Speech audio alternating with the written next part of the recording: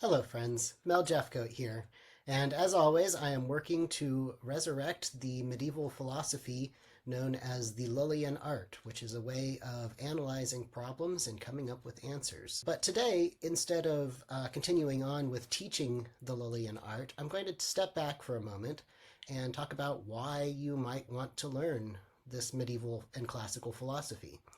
In the last video, I talked about the difference between substance and accident in classic and medieval philosophy. This is a very different way of looking at the world than we're used to. So why do you want to take the trouble to learn this completely different way of looking at things? Well, there's a couple of reasons. Speaking generally, the more ways that you have to look at a problem or a situation, the more likely it is that you'll find some solution that will work or some way of understanding it that makes sense. If you only have the one way of looking at the world that you've been given by your society that you grew up in, then that's it. If that way doesn't give you a good solution to your problem, then you're out of luck. And I talk about this a bit more in my book here, Turn the Page, How to Transform Your Mind by Reading Old Books. Basically, the idea here is by learning another way of looking at the world, then now you've got two possible ways to see the problems that might come up, the situations that you find, and even if this second one doesn't give you the answer either, just the fact of learning how to step into a different framework, a different way of looking at the world, will give you the ability to look at it in even more ways. Once you learn the first one that you weren't given by your society, then you learn how to learn. It's like learning a new language. The first one is the hardest, but after that you start to pick up on sort of a meta language of the things that you have to learn when you're learning a new language.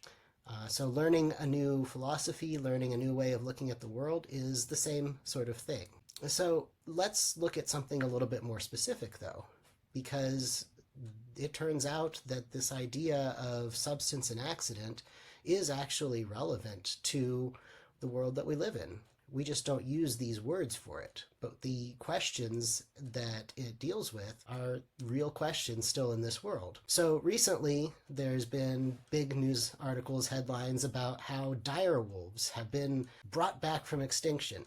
And if you read the article, it turns out that, well, what's really happened is that the genetics of gray wolves have been edited to have some of the genes that dire wolves had, to the extent that we're able to tell that. And so the question is, well, does editing a few genes from one species of animal actually recreate a different species? If you made the genetic code exactly the same, would it still be an actual dire wolf? The question here that people are debating, even though they don't use these words, is DNA substantial, or is it an accident? We can do some thought experiments here to come up with maybe some ideas.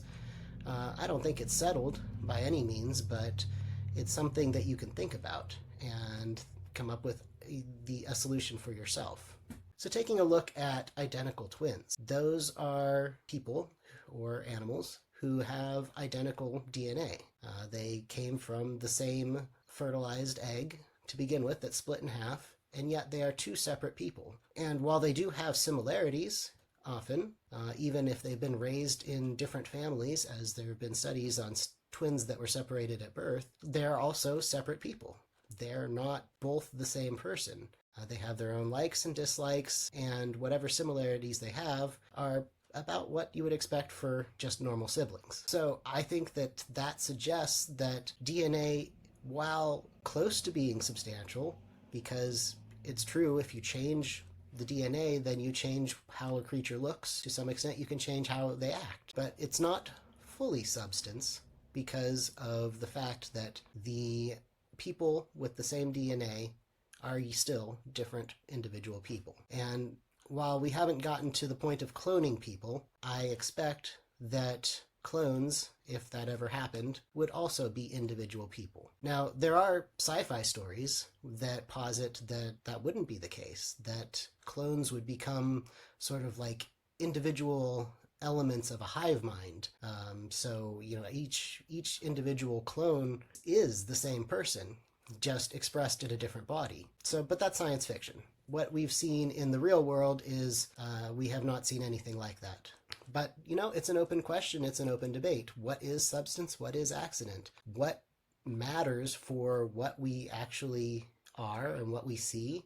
What makes something what it is rather than something else? These are questions that they were asking in classical times, questions that they were asking in the Middle Ages, and we're still asking those questions today. We just use different terms. So these are some ideas of why you might want to think about these things. You can apply them to real problems today, and even in places where you can't, the act of learning a new system, a new way of thinking about the world, will only expand your mind. That's it for today. Tomorrow we'll get back into studying the details of Ramon Llull's system. As always, there's a playlist to catch up or to explore what you might have missed. Thank you for watching, and until next time, keep exploring.